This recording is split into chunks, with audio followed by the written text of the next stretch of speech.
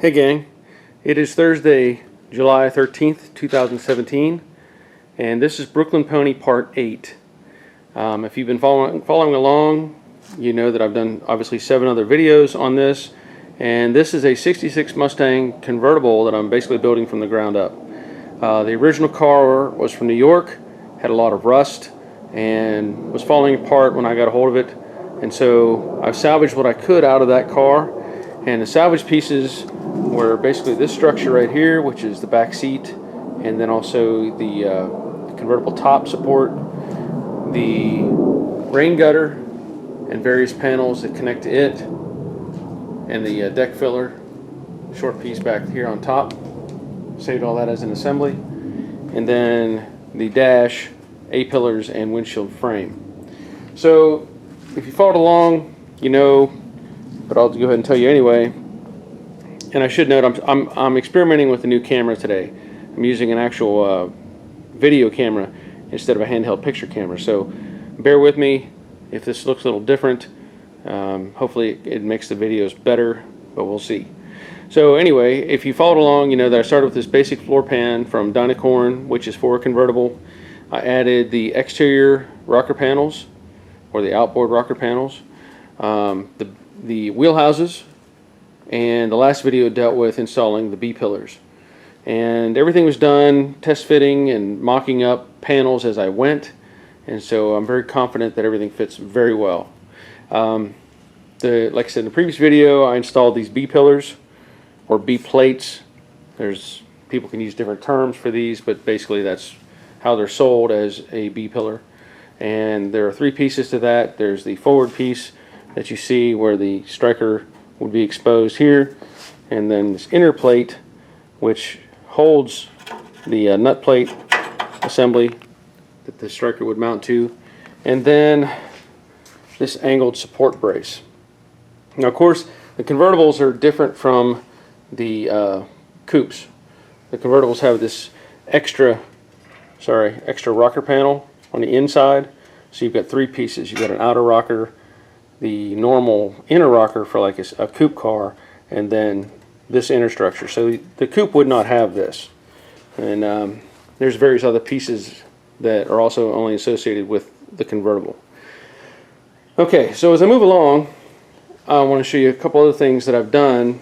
As an example, all the seams I sprayed. There's a big old bug. I don't know what that was. But all the seams I sprayed with self-etch primer from SEM. And once it dried, I applied Eastwood's brushable seam sealer. So any of these seams have paint inside of them, and then the seam sealer on top. And just to show you, this is the self-etch, and then brushable seam sealer. And then all my weld joints I use 3M. There's a part number for that. Weld through 2 primer.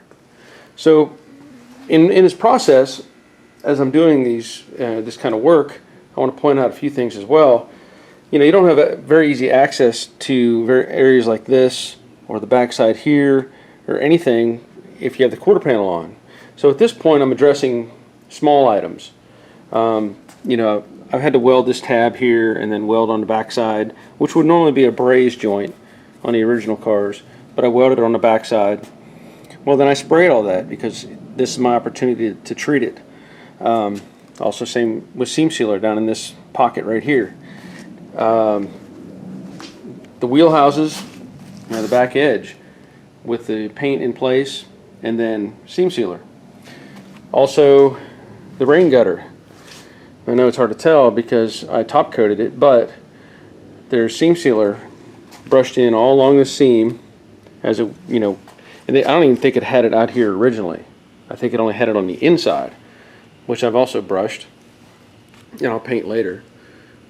But on the outside, I don't believe it had anything because they didn't do a lot of extra to these cars when they built them. So those areas are treated and taken care of. And what else was there? Just to show you some of where the wheelhouse meets the quarter. All that's been taken care of. Okay, now at this point, the plan is I want to install the quarter panels, but I also need to install that structure. And I should point out, when I removed this, this was part of the original panel that I cut out. It was in very poor condition, very pitted, because this just made it against the original floor pan. There was nothing, no treatment to this. This was just metal to metal, and then allowed, you know, basically to have rust develop between the two pieces. So what I did is I made that piece, that lower half. I used this as a template and just copied it. And I did use a little bit heavier gauge steel and welded it in, and that'll make it more than solid when I install that. Now, when this goes in, there are a few things that become important. You got a flange back here, a flange here, a flange here. This goes to the wheelhouse, and then this series of holes, this series of holes right here mates to these holes. And so when I took this apart, I made sure to use those as reference points when it goes back together. Now, all these pieces, all these silver pieces, are from Dynacorn, and I'm glad they make these. If you look here, this piece, obviously the silver piece, is a new piece, and that's the old piece. And where that piece goes is up here against the wheelhouse, and I can show you with the passenger side. It sits like that. And I'll get it back up so you can see a little better.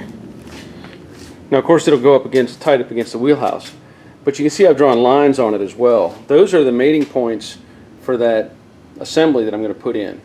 You can see the black lines there, and there's one back there. But anyway, I just wanted to show you that goes in and holds everything in place.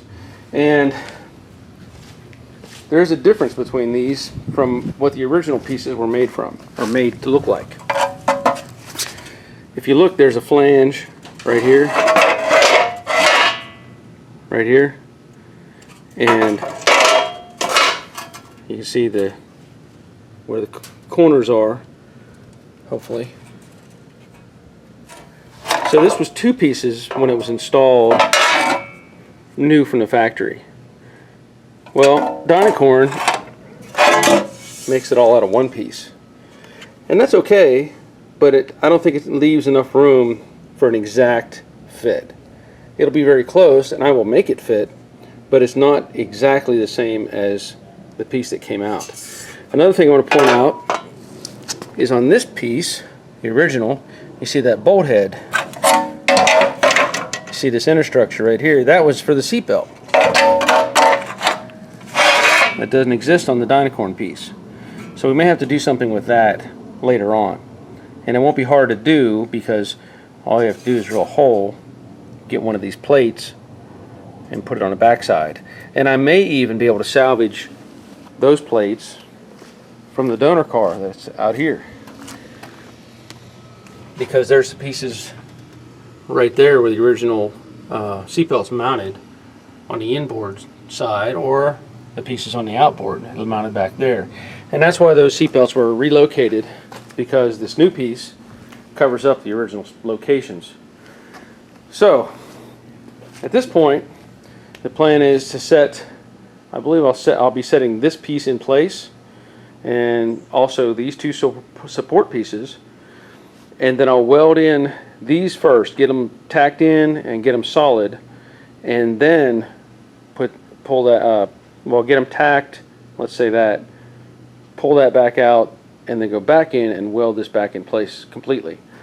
I should also note that the original piece, you see this curve right here, that wasn't welded to anything. It was not welded to the original floor. It had a weld. It had welds back here on the edge. It had welds here where it went to the floor pan, and it had welds on the edge up here where it met the wheelhouse. So really, not a whole lot of welds, but enough to obviously hold it in place. So I will duplicate some of that. It's hard to do when you don't have the exact same setup. But I did note when I was taking this apart that there were no welds here. And those welds would be basically, if they did exist, would be on top of the seam sealer. So I'm not going to worry about those.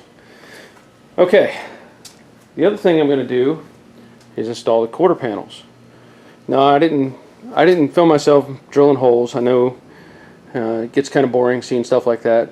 So I did all the prep work, got my holes drilled, all coated with the zinc weld through, welded or drilled holes in this bottom flange where it meets the rocker panel, and of course the holes that meet the B pillar or B plate.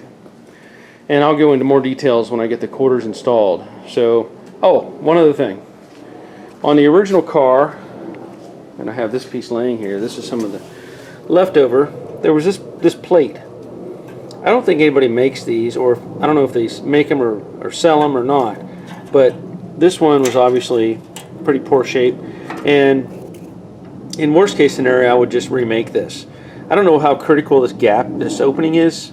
It doesn't really make any sense to me why it's even there, but I salvaged the pieces out of the donor car.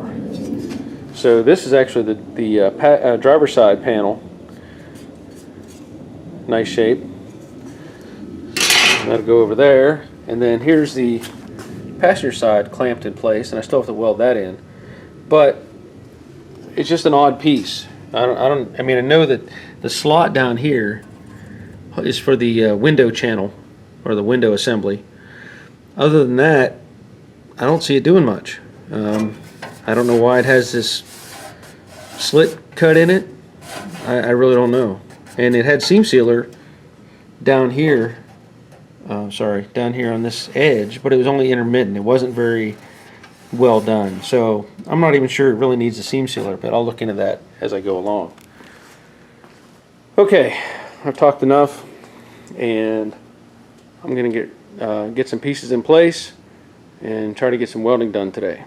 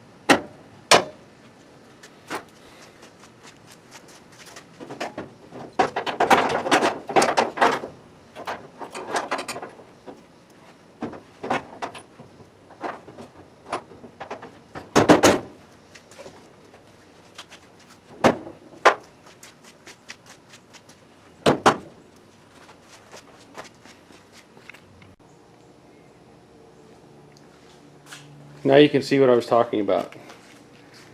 There's the side support. Same thing over here. It makes contact at this point right here. It's kind of hard to see through my vice grips, but there's another plate contact point down there, and then obviously where it meets the wheelhouse. And so I may have to push that over a little bit to make contact, but that's fine. And then back, you can see where it matches the wheelhouse. So that even, to me, makes me feel even better with the fitment, because having measured and aligned and positioned everything many times, this kind of verifies the fitment, because that panel has not been modified other than that lower section that I put on, and so it fits like it should, and I'm very happy with that. So now I'll get those side plates welded on and move on from there.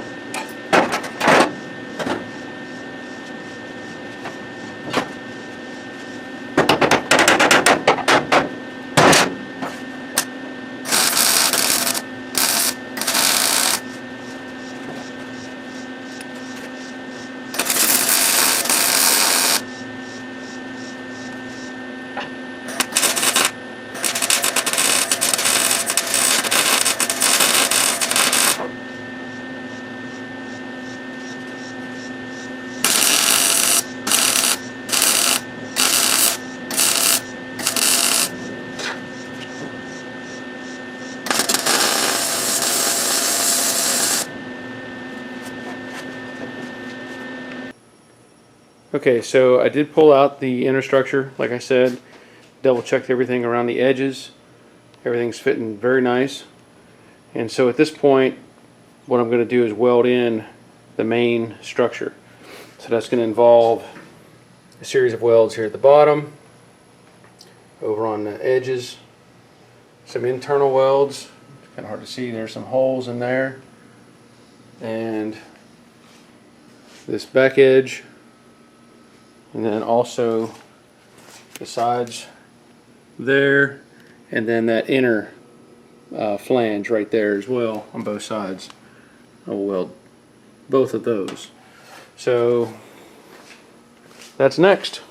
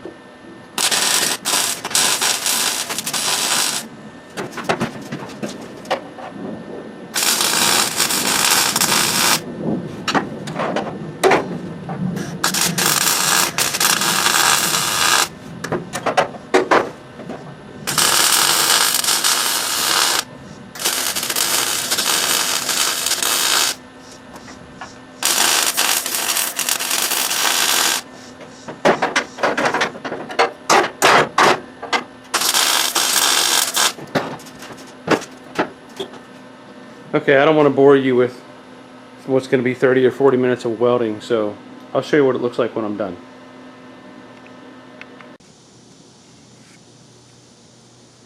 Alright, so all the welds are done on this inner structure.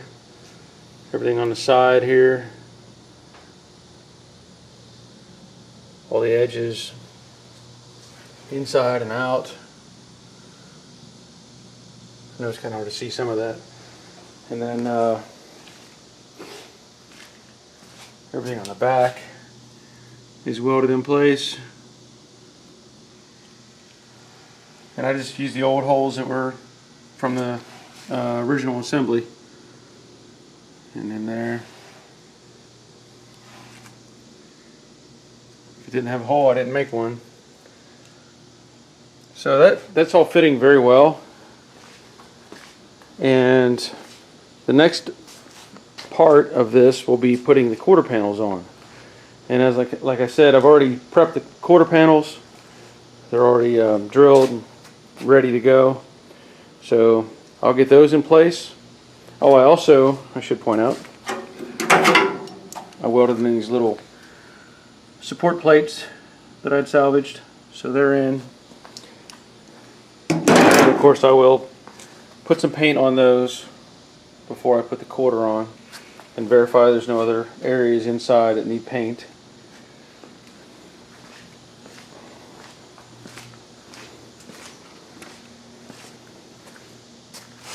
I think it's looking pretty good.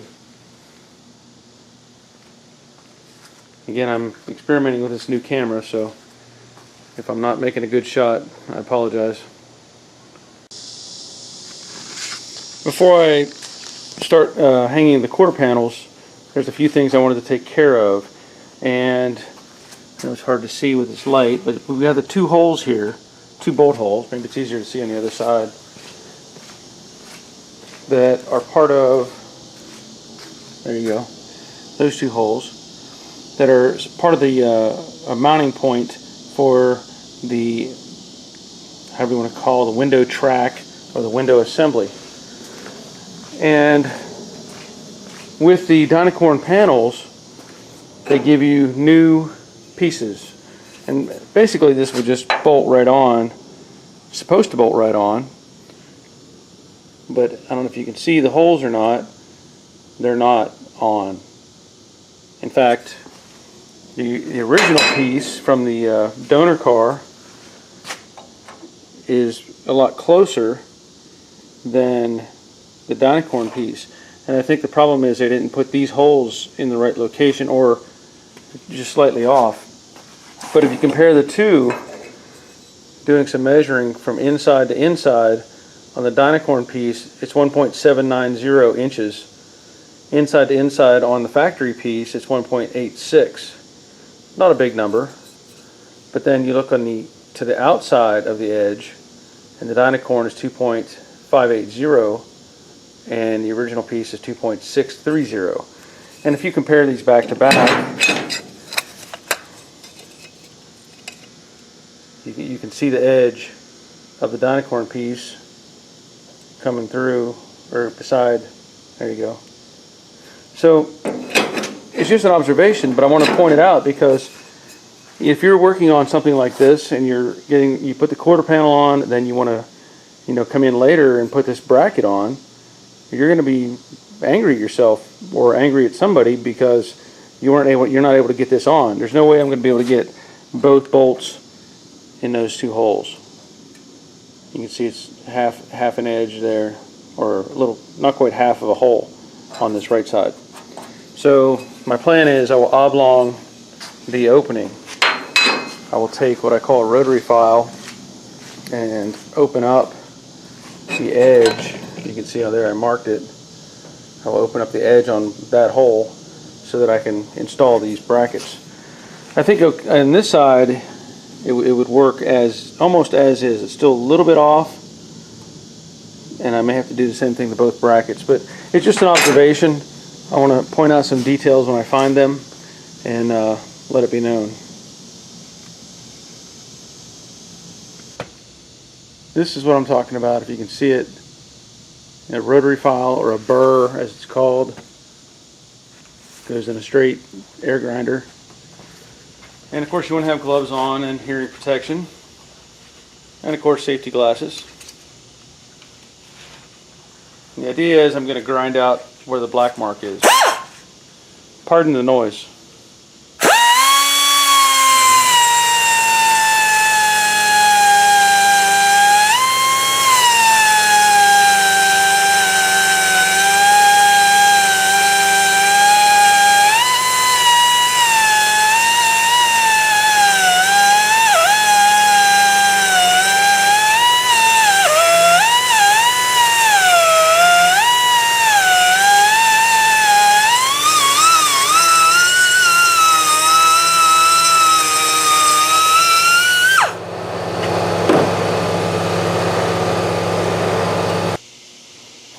And now you see that it fits.